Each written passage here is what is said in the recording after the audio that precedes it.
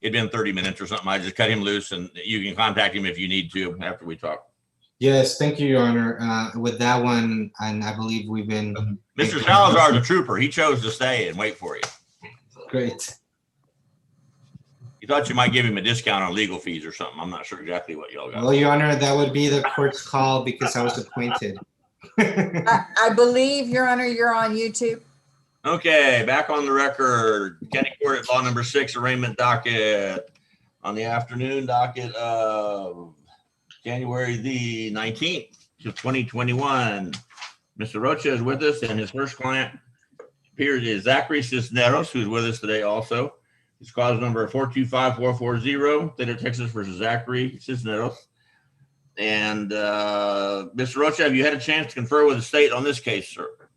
Yes, Your Honor. The state has forwarded an initial offer. I've spoken to my client about that offer and discussed it with him. However, I would need to maybe iron out some kinks with the district attorney's office regarding certain details of that particular offer. Okay. Well, since you're our last customer today, if you want to just hang around, let's talk about the other 2 or 3 cases you have, and then y'all can go into a meeting room and chat all you want today if you wish to do that. If you'd rather do it on your own time, at tomorrow or the next day or something, you're welcome to do that also, whatever you'd like to do. Your Honor, I know that my client's been waiting for a long time. I would respectfully request another hearing, even if it's only a couple of days, and I will get a hold of one of the district attorney's office and get back to the court soon. Pat, just tentatively put them on next week at 2 o'clock on. Yes, the 26th at 2 o'clock. That gives y'all plenty of time to get this figured out. Yes, thank you, Your Honor. All right, so that takes care of Mr. Cisneros tentatively, and let's see what else we got. I've got excuse me, cause number 605707, State of Texas versus Carlos Salazar Gonzalez. Mr. Rocha, have you had a chance to confer with the state on this case? I apologize, Your Honor. I believe that's what we were talking about was Mr. Gonzalez Salazar. Well, no, Judge thought we were talking about Zachary Cisneros. Okay, no, with Cisneros, I've been in contact with him. Recently, I have not spoken to the district attorney's office. This case involves a particular judgment that's coming from family court. I know that we discussed it a couple of months back. Right now, the court is yet to deliver some type of either temporary orders or final order. And I believe that this case will be resolved at that point in time. However, I haven't received those documents. State, are you aware what documents we're talking about? Judge, I believe this stems from a child custody issue. And I believe that there was a hearing today on that. I have spoke to the victim. And there seems to be an issue because there's a no contact order in place. However, they're having to transfer custody of the child back and forth because there's partial custody. So there has to be contact. So these they keep butting heads on that. I'm not sure exactly what the outcome of the hearing in civil court is supposed to be today. Right. I have no And then clue. the other thing that aggravates the whole situation is that the court is forcing them to communicate through an app. This service that they use in family court, and they have to communicate through there. Otherwise, they cannot exchange custody. And that's what they needed to clear up over there to see if we could clear up this particular case. That's on Cisneros, Your Honor. That's correct, Judge. Okay, so what do we need to do to determine what the possible resolution of this case is going to be? So I can give you an offer. I have a preliminary offer for Mr. Cisneros, but I know it really stems from whatever's going on in these hearings. But it's going to be 6/18, a $400 fine, court costs, 48 hours of community service, an APSE course, and no contact order with Myra Rodriguez, but obviously we know the issue. Yes.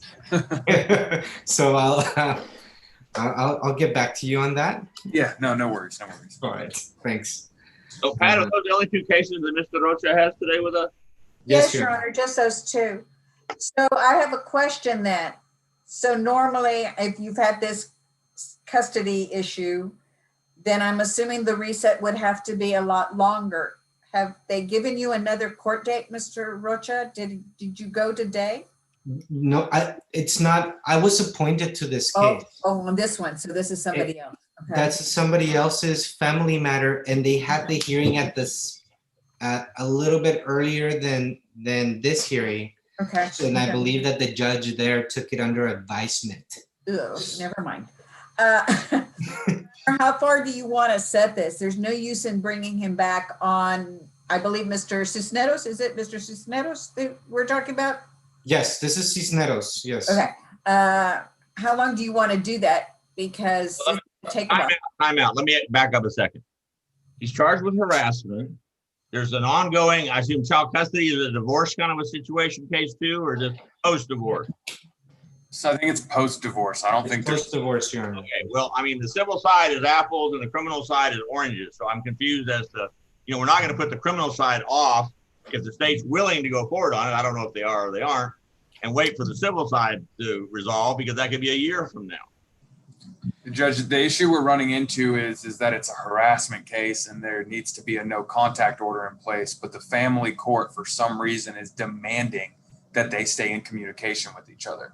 So every time he's in violation of the civil court when he doesn't communicate, but then when he does communicate, he's in violation in our court. So it's causing a lot of issues. Right. Okay, here's how this works. If I, as a criminal judge, order somebody to have no contact, a civil judge cannot override what I'm ordering. I agree, Judge. And a civil district judge, and he may, and that's what they make lawyers for, to kind of untwist these things. This is the first I've heard of it. So, Mr. Rocha, here's what I would ask of you. I don't know who's the civil judge on his case. Do we know that? I have no clue, Judge. I can tell you. I believe it's just whoever's on the docket for that particular date, Your Honor, and I don't represent him on the family matter. Okay, Mr. Salazar, who represents you? Who is your attorney on your? No, that's a different case, Your Honor. It's Mr. Cisneros, Judge. Cisneros, he's no longer here. Okay, I'm sorry. Yes.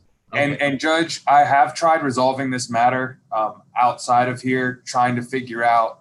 I contacted the civil court to figure out what was going on. I've also spoke to the victim on this. The victim is telling me that the civil court judge will not listen to anything that they have to say. That when they try bringing up the criminal matter, the judge says, I don't want to hear it, and shuts it down and says, just do what I tell you to do through the app. So Right. That's the extent That may be true, but that has nothing to do with what we're doing here. I agree. The bottom line is, as far as Mr. Rocha goes and the state goes, you guys pretty much understand everything that's going on with this case. And Mr. Cisneros is caught in the middle, apparently. Yes. But if you would advise Mr. Cisneros, no hard feelings, just business. But as of right now, as we speak, if I have a no contact order out, he's not to contact his wife or whoever. I don't care what the civil district judge says. Now, state, if you back off on that and you want to make it no contact, harmful, or injurious or something, and you recommend that, because you know far more about this case than I do, I don't have a problem with that. But I don't know what the facts of the alleged harassment are. And that's what the problem is, Judge, is that it's not really harmful or injurious. It's alleged that it was very pervasive, constant communication. So even just opening the door to app. Exactly. It's a very difficult situation, Judge. And honestly, I think this is one I need to take to my higher ups to maybe see if they can get something done with the civil court judge, because my hands are actually tied on this. I don't know. Is harassment constitute a family violence offense? It can be coded 702. It can be coded family violence, Judge. Yes. This one's family violence or not? This one is not, Judge. Okay. Mr. Rocha, I don't mean to tell you what to do on this thing, but you might want to contact whoever the family law lawyer is involved in Mr. Cisneros' case and explain the problem you're having over here and explain what I told you to tell him or whoever wants to listen. And once again, if it can be ascertain that the state agrees and the defense agrees that the defendant is not going to continue harassing if he ever did. Obviously, I don't know the facts of the case. Your Honor, Alleged victim, then I don't mind backing off on the no contact whatsoever and going to no contact, harmful, and injurious. my client is indigent. I was appointed to represent him, and I don't believe that he has any lawyer on retainer anymore, especially after the pandemic. Ah, okay.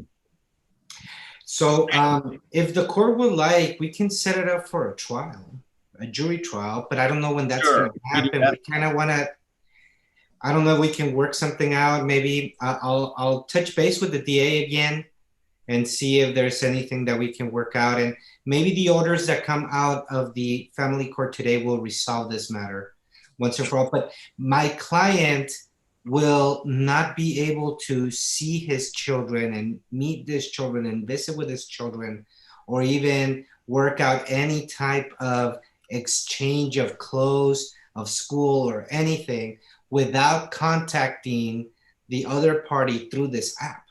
So if he follows the court orders here to a T, where you're saying no contact whatsoever, then he doesn't have the ability to see his children.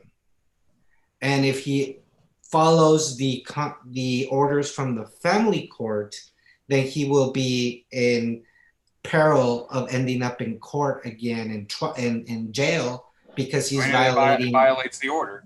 the order. Okay, I agree with you wholeheartedly. My hands are tied. I know nothing about this case other than it's an allegation of at least parallel family violence. I don't know if it really is family violence, but you know, and until the state comes to me and they're warm and fuzzy with the aspect of reducing no contact whatsoever to no contact, harmful, or injurious, obviously everybody would be happy for him to see his children. I assure you it's going to be some kind of supervised visitation concept under the facts you've outlined for what he's got going. Your Honor, what could I suggest then? Perhaps setting a motion to modify conditions, and I'll file the motion as soon as the court allows me to. That way we can just hear on the merits just the modification, where that modification would just say they can contact each other through that app only. Nick, did you tell me that you had talked to the victim on this case? I talked to the victim and I talked to her family attorney, Judge. And did either of them indicate to you that they recommended to you or requested of you that you reduce this from full no contact whatsoever to no contact, harmful, or injurious? No, it was my last impression when I spoke with the victim, which was today before this hearing, was that she wants the no contact order to remain in place. Okay, Mr. Rocha, until that changes, my hands are tied. I apologize it's that way, but it's that way. And I assure you they're using this criminal charge tactically in the civil side, as you would do if you had to represent somebody.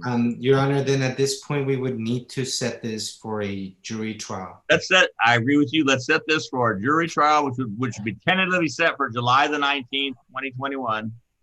And in the interim, if you can come up with a plan, Hey, I will bring it up. Call Pat, and I'll be in contact with Mr. Rocha. We'll try to figure this out. This has been one on my plate for almost a year now. So Yes. Mr. Rocha's hands are tied too, because Right, and I'm not the first attorney, by the way. I know, and I know you're not. I know. There was another attorney that was appointed prior to me on this particular case. I know. All righty. Okay, now we can move on to Mr. Salazar. All right. Let's see what we got going on with this. So, Your Honor, if I may, on Mr. Salazar, we have received an offer from the district attorney's office. I have spoken to my client about the offer. I would like to iron out some kinks with the district attorney's office to see what are his limits on if there's anything that he can work out with us. So I think with this case, it would be appropriate if we can reset it for next week. And within that week, I think we can work something out. That's fine. Let's do that. And just let Pat know if y'all have come to an agreement and she'll get you plea Yeah. paperwork. Mr. Rocha, if y'all reach an agreement before the 26th, let me know, give me his email address, and we'll set you for the plea. Because we do we do pleas on Thursday. So I'd set it for the 28th at that time, and that way you don't have to show on the 26th. So just let me know, okay? Thank you, Your Honor. Yes. I mean, yes, Pat, yes. And No, thank that's you, okay. Your People say Your Honor. Honor. Thank you, Pat. Yes, I'll do so. Your Honor, if not, there's nothing else pending, may I be excused? Yes, thank you, Mr. Rocha. Thank you for your patience, Mr. Salazar. Thank you. And Mr. Sosa, I Y'all will are- call